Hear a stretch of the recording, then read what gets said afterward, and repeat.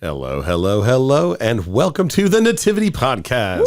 Woo! I am your longtime host.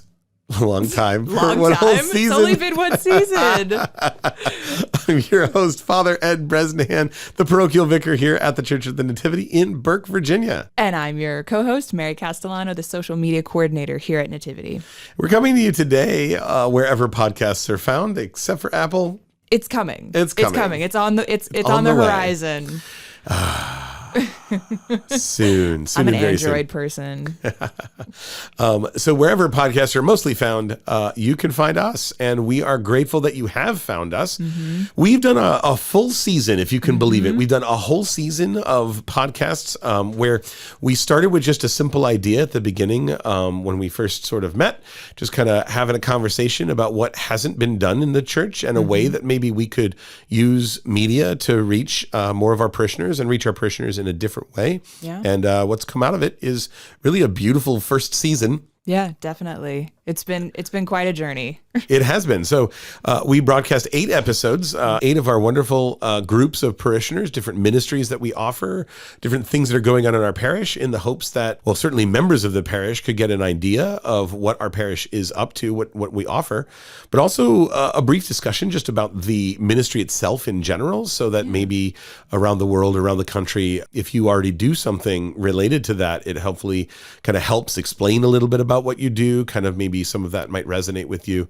Or if it's something you're looking to start, maybe trying to figure out, like, do I want to send my kids to work camp? Do I want to start a grief counseling ministry or things like that, to be able to talk to people? So we think we have kind of like a lot of different ideas about all of that, but really our journey has kind of come to not an end in a whole podcast sense, but certainly our first season. We're going to take a brief little break at the end of this, but we thought we would throw at you like a highlight episode, like an episode where just Mary and I could talk a little bit about kind of our reflections on how the first season went, and maybe a sneak peek at what we have coming up next season for you. So big question mark, maybe. That's right. All that and more.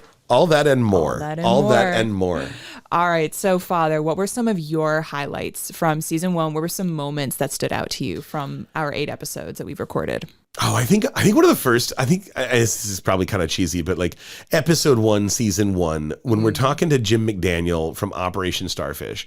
And it's one of those things where I had already had a little bit of an experience. Like when I got here just a couple months ago, everybody was saying, oh, you guys have Operation Starfish. It's a thing. It's a whole extravaganza. And I didn't really have like a sense of it. And you couple that with the fact that I don't want to say we didn't know what we were going to do on our podcast. We had an idea, but I don't think we had an idea of how the interviews would go. I don't think we couldn't have predicted a lot of the fruit that came out of this first season. So I think going in, there was just so much unknown. And so when Jim comes in and just talks about the encounter, about the amazing work that he does in Haiti with our parish, and just like the beginning of really the scope of what makes our parish so special and so good. Yeah. I was really blown away by that. Really kind of huge highlight that stuck out to me. Same. I definitely feel the same way about that episode. I still remember like getting goosebumps sitting right here, right next to Jim. Like I've heard the story before. I've been here a little longer than Father Bresnahan. So I've talked with Jim. I've talked with other people who've been to Haiti. I've talked with people whose lives have been changed from those mission trips. And even still, like hearing it from Jim's perspective and hearing kind of his unique relationship with Father Martin, who started the ministry, it just gave me goosebumps kind of thinking about it. And I never met Father Martin. I think I said that on that episode, but he passed away, I think, in 2015. So I didn't start working here until 2017. So I never met him, but his legacy still lives on through our ministry with the people in Haiti, through the other people who just kind of bring his values and ideals to life every day in our parish. But I think it's so interesting, Father, that you mentioned that we didn't really know exactly how things were going to work. We were brand new. We were just starting. Yeah. But I think most podcasters would say that. Like they probably come on very professional. But I think they all grow into what it is they're trying to do. Yeah, and I think they find their voice. I think we did. And we can talk about this a little later. We definitely had kind of like some growing pains or a growth curve, whatever. But despite the fact that I didn't have kind of everything plotted out in my head, I knew for certain that I wanted Jim on first. And there was something that was so special about this ministry, Operation Starfish, such a staple. I can't think of any other word, just such a hallmark of this community over the last 20 years. I know our community's, it's older than that, but Operation Starfish, I think, started in 98, I think. But anyway, so he said it was like 24 years old. There next year, I think, is their 25th anniversary. Really? Yeah. Oh, wow. But yeah. So among kind of like the uncertainty of how to kind of move forward, there are certain things I think in that episode and then in others that just felt right. And I think that's kind of where we allowed the Holy Spirit to work. Yeah, absolutely. Well, what stuck out for you? What was like a big highlight for you? I probably have like a million highlights, but like trying to hone it down to like one or two is so hard. No. So episode 2 was with Diane Fields, and that was another example of like that kind of Holy Spirit moment that I have to apologize. I didn't say it in that episode, but I thought that she ran our prayer shawl ministry. Oh my gosh. So that was totally on me because I had written it down for Father, like, okay, this is what Diane does. She's an amazing volunteer. She's been here for a while. She's been around the block. And I totally just got it mixed up. She's in charge of our rosary ministry. She does grief ministry. She does women's Bible studies. So she does a lot. And I prayer think shawl she is helps not lead. one of them. I think she helps lead the rosary after masses. She does just so much. You see her everywhere. She and her husband are always some of the first people to be involved. Yeah. So but I was with you. I was absolutely positively sure that she was the person we were talking about with prayer shawls. Yeah. So turns out, and I must have asked her like 3 times on the show. I'm like, so you're not in charge of this? You're not like. I feel like I feel like if you go back to listen to it, I think like at least 2 times, like she's like, no, Father, I don't do that. What am I thinking? Yeah. I don't even know it's real anymore. But I think it's funny is that even though we were still kind of like getting our feet wet with this, I didn't have like a concrete idea of exactly what I wanted it to be. I just knew that we wanted her on. So I think the two of us really kind of let the Holy Spirit guide that episode because I had no idea that she was in charge of grief ministry. Well, that became such a hallmark of what we talked about. Yeah. And I was like, okay, this did not come from any one of us. This was definitely the Holy Spirit at work because I didn't plan it. So that really stood out to me in that, like, for me, as being like the social media coordinator for the church and kind of in charge of like some online branding and marketing for things, you can only plan so much that, you have to leave room for the Holy Spirit to work. Well, I feel like some of the best stuff that happens anyway, even like when you're trying to look at like stuff in the world, like people's vines and videos and vines. I love vines. And their videos and stuff, half of it happens organically. You know, it's just recording a little kid saying something silly and just like that becomes just the funniest thing in the world. Yeah. Right. You see the people who try really hard, they have a sense of what they're about and they just, put that out there. But so much of it is just an organically developed, just authentic. Amazing. Yeah, it's authentic. I think that's kind of like the buzzword right now is authentic. And so we tried to kind of walk that balance, right? We tried to make sure we had something prepped and something like, that we had an idea of what we were going into. Like we didn't want to, so many people in our parish do so many different things that we didn't want to just kind of, let's just talk about all 50 things that you're involved in. Yeah. We kind of wanted to kind of hone in on what's the 1 or 2 things that are really important for this episode that you do. And that leads perfectly into the second thing that really stood out to me, which was episode 5 with the teenagers. Oh my gosh. Most people probably don't know. I don't think we said it in that episode, but we actually went back and forth a lot of what we knew we wanted to bring high schoolers on. We wanted to bring young people on and have their voices heard, but we weren't sure exactly what they were going to talk about. First, we were going to talk about youth ministry in general, like youth ministry at Nativity. But then we're like, well, that's a lot. And, I'm not really sure. But then we knew we wanted to bring those 4 individuals on. It's like, what do they all have in common? They all had a beautiful experience at work camp. Oh, yeah. And there's just so much. I mean, you could talk about teens in the church. You could talk about struggles they face. You could talk about any of those different kinds of things. Mm-hmm. But it was so important, I think, just to really say, okay, well, there's this transformative moment that happened to them over the summer. Mm-hmm. Let's hone in on that. Let's talk about that moment and how that moment has affected the rest of their high school career and their faith. Yeah. And I think it'll definitely stick with them. I hope it sticks with them, as they move forward, because they're all seniors and they're all, going off to college or whatever they're going to do afterwards. Oh, it was so cute. One of them was just talking to me about the college that they got into. And as they were talking about it, I was like, oh yeah, okay. Well, what really kind of drew you to the college? And she said like, oh man, like it has a wonderful campus ministry and I can't wait to get involved. And I was like, wow, okay, all right. Like, so this is a person who's as a high school senior already excited about getting involved in their campus ministry. Yeah. Another thing that was really cool for me to kind of see, because like I said, I've been working here for a little over 4 years. And so I knew 3 of the teens since they were like freshmen or sophomores. And so just kind of watching them grow, being a part of their spiritual development in youth ministry. I used to do a lot more work with youth ministry pre-pandemic. And so just hearing them talk about like the true presence of Christ in the Eucharist, hear them talk about the grace of confession, it just kind of wanted to make me cry. Like my little heart was just like, oh my gosh, this is beautiful. That's what we hoped you'd get out of it. Yeah. No, it's so funny. Oh man. So Father, throughout this podcast, is there anything that you discovered that God clearly wants to see happen in our community here at Nativity? Ooh, man, what a powerful question, because I mean, the first thing is that it obviously presumes that God is working, right? And I think that's just a powerful reminder that so much of what became here, so much of what came out of this podcast is really the fruit of what comes out of Nativity. And what comes out of Nativity is grace, right? I mean, God is clearly at work with his people. It's not just the number of ministries you have. It's not just, the amount of dollars you raise for something. Yeah. I think what it is about the energy of the people, the desire that the people have to serve God. Definitely. There's just a good sense of almost like the initial message when you come to visit Nativity. Step one is like, wow, I never realized I could feel so welcome, right? I feel welcome here.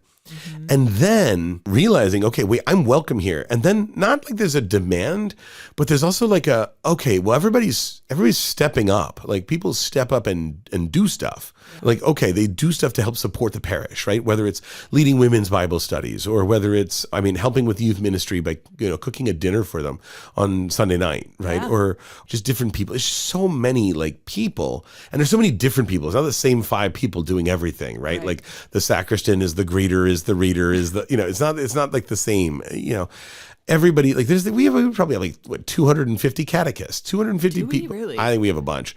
Wow. I just made that number up, friends. That's you can fact check it and find out I'm wrong. But we'll have like our religious education program on in the future. But yeah, like we just have a huge number of people who volunteer to teach faith to young kids, right? To our students, to our young people. So just the idea that you walk in, you feel like there's a vibe that says, let's get involved.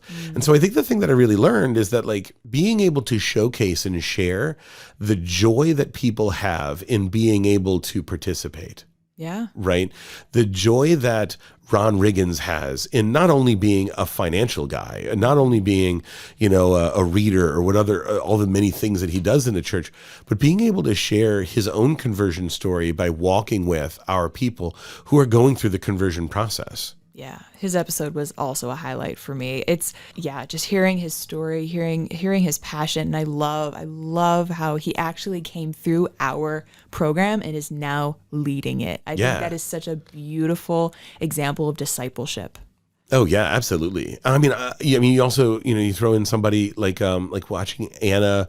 Watching Anna and Allison, because they talked about baptism and they talked about the way that a person who would like to have their baby baptized at here at Nativity would have to go with the process they have to go through.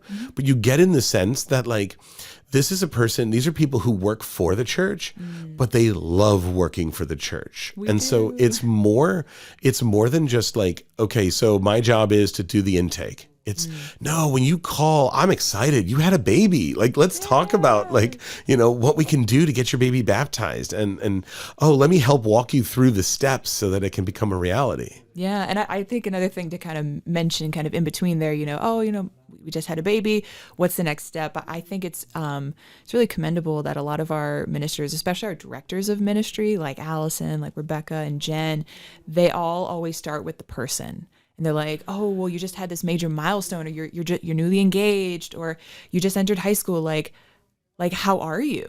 How are you in that? Like, they kind of always start there. So I think that's it's just that building that personal connection, that personal relationship, very similar to what Jim was saying. It's about that relationship. Yeah. I mean, the goal isn't just to showcase, just to everybody beyond, just, oh, guys, everybody, you should automatically just decide that you want to be Catholic, right? There's an invitation that comes along with it. We already know the truth of our faith, and we already know the joy that comes from living, from living a life for Christ. And we want to encourage like the people who listen, the people who are walking that path, the people who have questions, et cetera, and really to be able to meet anybody where they're at, to be able to say, I love you. You're created in God's image and likeness. Yeah. Let's go encounter something. Yeah. I just love like when you're like little and you're just like, hey, let's go on an adventure. Yeah, I love it. Right? So we just say, let's go on an adventure. And sometimes that adventure takes you to Haiti.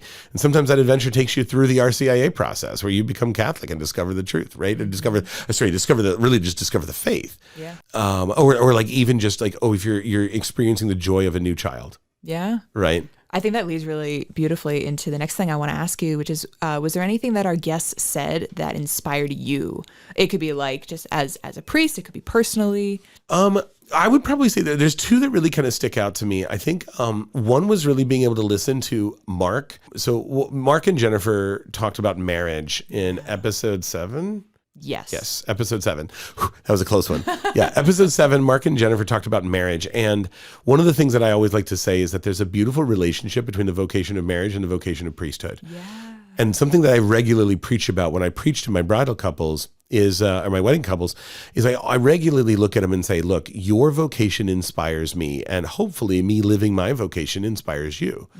And really being able to bring them on and highlight the work that they do with marriage ministry, with young couples, with each other, and being able to watch how they root that in their own marital sacrament, how you can watch just his faithful steadiness and her exuberance and joy, and watching the two of those things interact in their loving relationship. There's something really life-giving about that. Like we all benefit from the fruitfulness of their marriage. Like we all benefit from their sacrament because we watch how they love each other, and it inspires us to that love and grace and commitment. So yeah, absolutely. You want to talk about inspiration? Like there's a good example right there. Yeah, that's a beautiful reminder of the body of Christ. What happens to one person affects another. Someone's trials or successes, it's celebrated or supported by the whole body of Christ. That's beautiful. Oh, absolutely. And I also just appreciated everything Marguerite said. Marguerite, episode 6, Marguerite talked about mental health, and that kind of goes to the other dynamic, right? So one of the pet peeves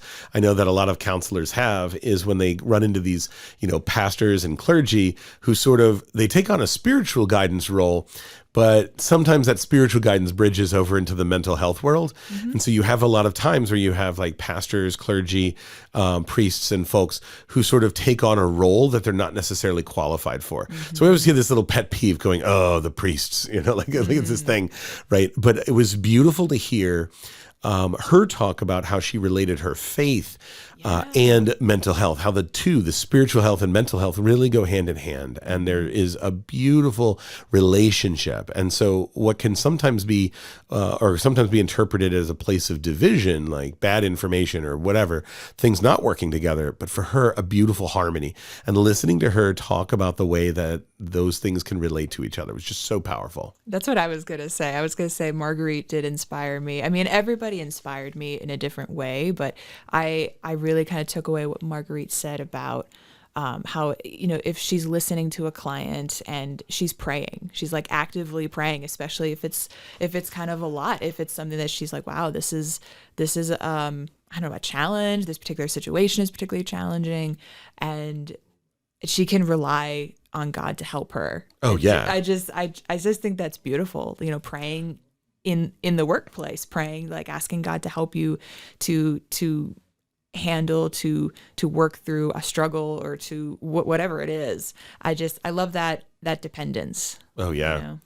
And just knowing that, just the idea that God is bigger than me, right?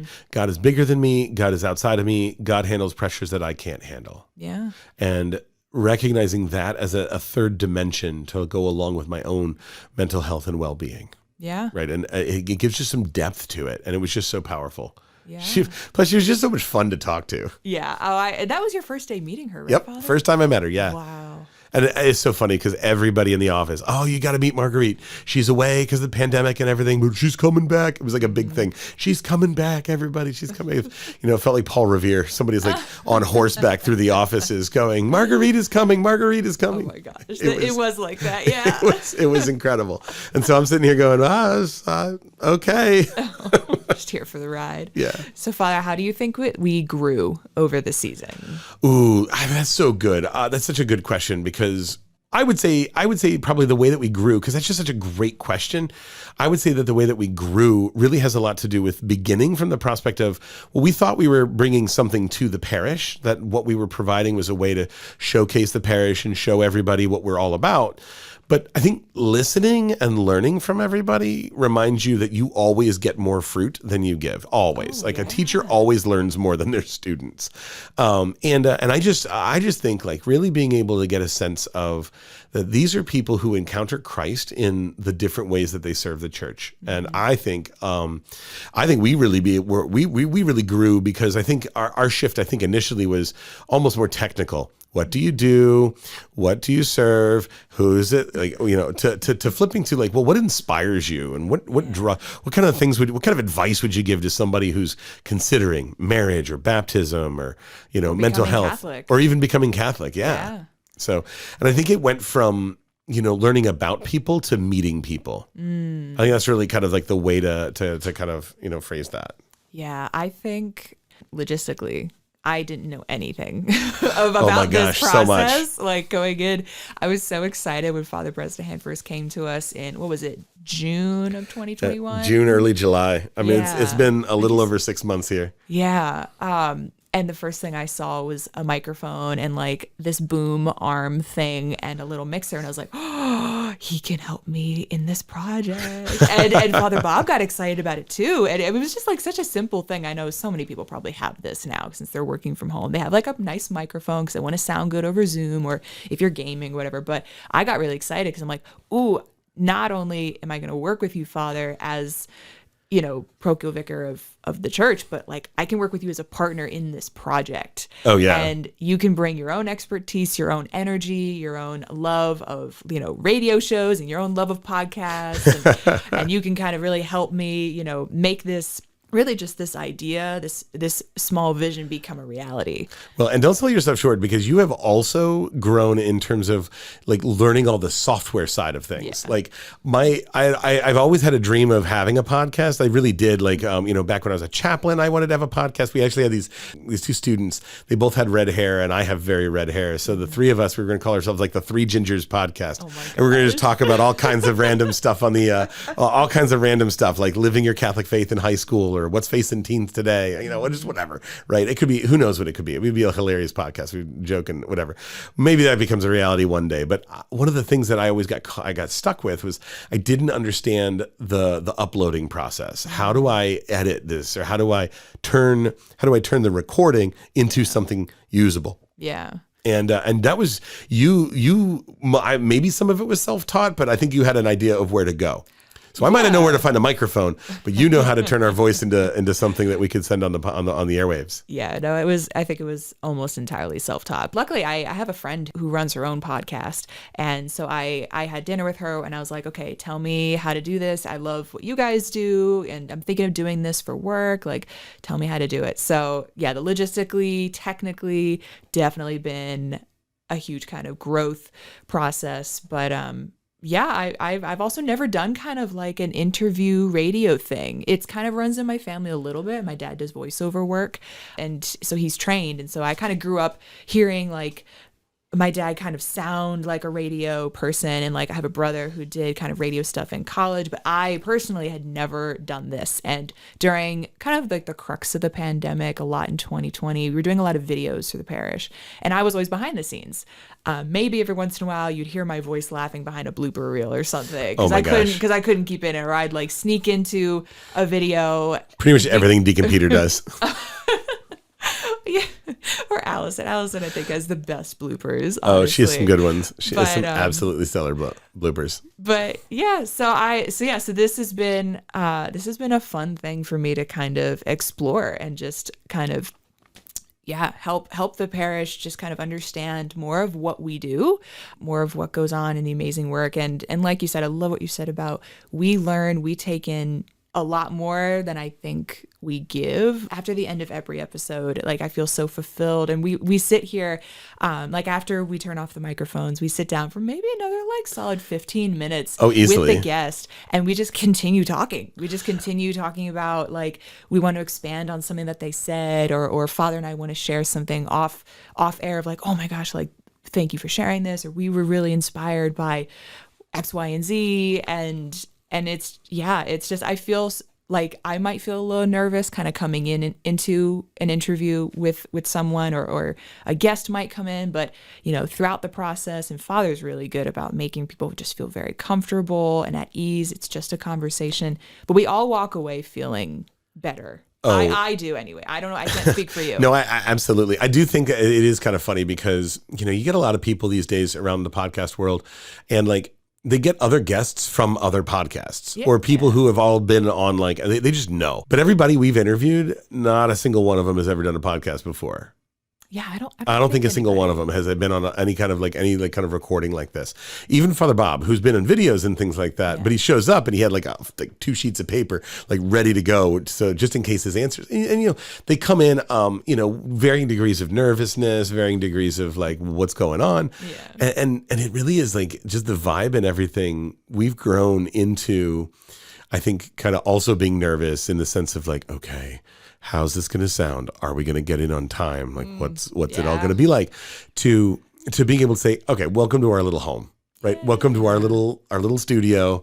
I know it looks a lot like my office, but and I think it all has to do with that relationship. Like either Father or myself we know the person to a degree before they come in, before we interview. So that really helps kind of with our rapport, and I just love learning more about the person. Like I actually had no idea that Ron was a convert until Father said something, and he's like, "Oh, did you know like Ron Riggins is a convert?" And I was like, "What?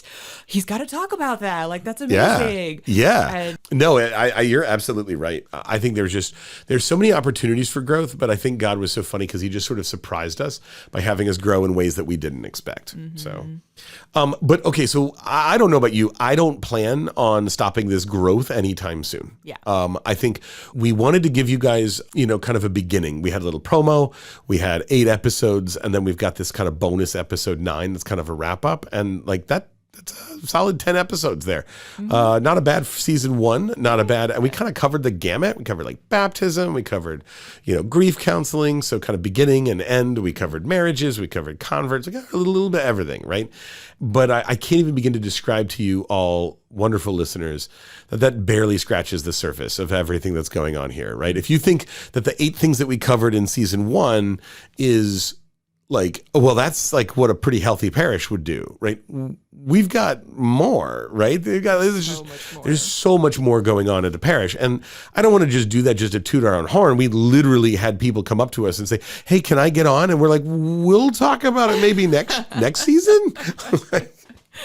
We just didn't have space for all the things, and you almost feel kind of bad because you're like, okay, well, we're accepting this person but we have this person. We probably, oh man, like how do we say no? Like how do you say no to the sisters? Oh my God. Yeah, right. You don't say no to the sisters. You find a slot for them in season 2 or 3 or something. I don't know. But anyway, my question for you, Mary, is like, what kinds of things can you either confirm or hint at that we might be excited about? Like, ladies and gentlemen, for the first time, a sneak peek at season 2. Mm-hmm. So we have other ministries that are have become staples here at Nativity. I won't say any ministries in particular, but some are newer as like 5-6 years ish. Some have been well established, been here much longer, and so I can kind of give you an idea that we're definitely going to have people on who are part of both the long established ministries and the newer ones. Some people I won't say names, so some people who have approached us in the last couple of months, we are planning on having you. But yeah, and we also want to get a few other people who are on staff, who are in charge of their own ministries, and just do really incredible work that a lot of people just They know that their kind of ministry exists, but they may not necessarily know the extent or the depth or just the beauty that the individuals on our staff put into their work. So we really want to highlight that. And I love what you said, Father, about kind of bookending it. We talked about life. We talked a little bit about grieving ministry, grief support groups. So yeah, we're going to talk about kind of the whole gambit, like you said, different walks of life. We really want to bring you all a variety. So yeah, we're putting a lot of work into building season 2, and I just need to send Father Bob the email. Yeah, that's right. We haven't got all of our guests sort of confirmed yet, but we have the feelers in the works.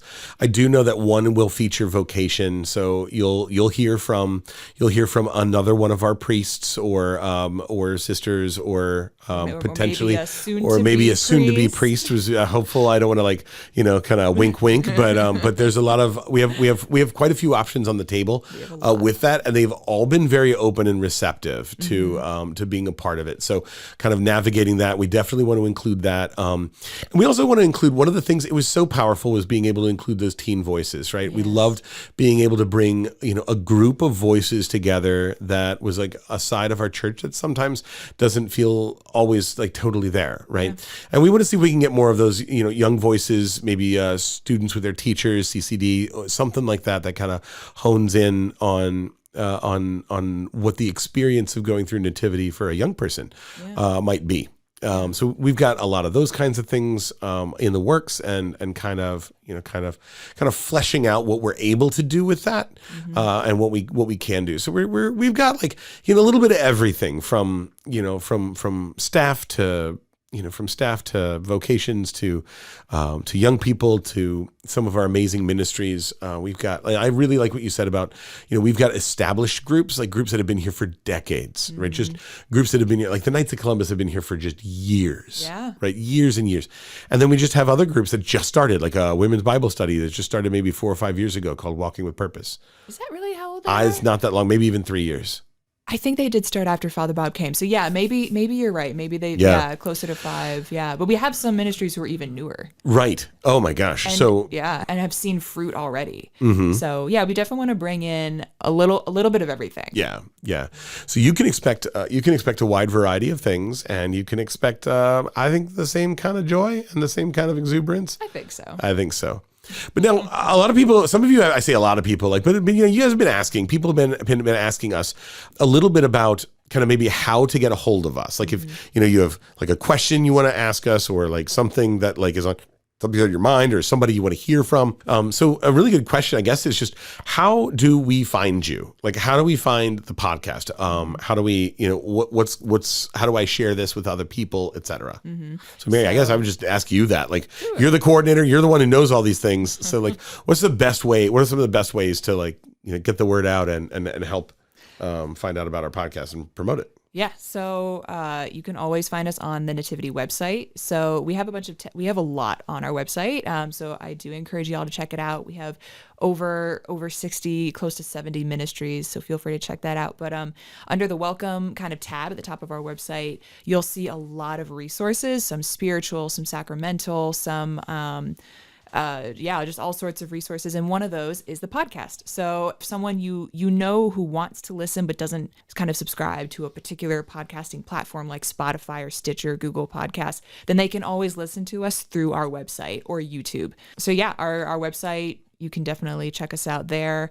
So it's www.nativityburke.org/the Nativity Podcast. And if you have any questions, comments, or suggestions, we're welcome to take those as well. You can always email me at socialmedia@nativityburke.org. So I'm happy to take questions, concerns, suggestions. If you're listening to this and if you're a ministry here at Nativity and you're like, hey, I wouldn't mind being featured, you're definitely welcome to reach out to us, and we'd be happy to kind of get that ball rolling.